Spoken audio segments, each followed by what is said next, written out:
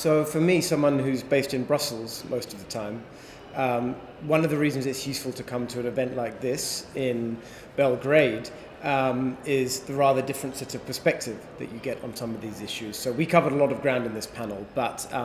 one thing we focused on was enlargement to the Balkans, an issue which has been, I think, neglected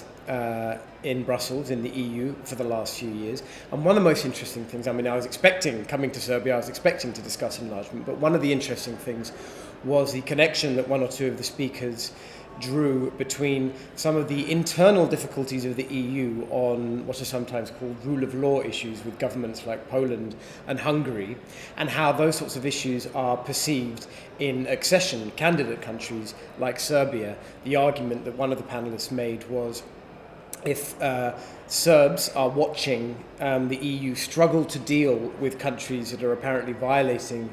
rule of law precepts that they signed up to, such as Poland, then that will have a big impact on their approach and their understanding of what the European Union is. It might also embolden actors, political parties, politicians in countries like Serbia who may be tempted to violate the rule of law here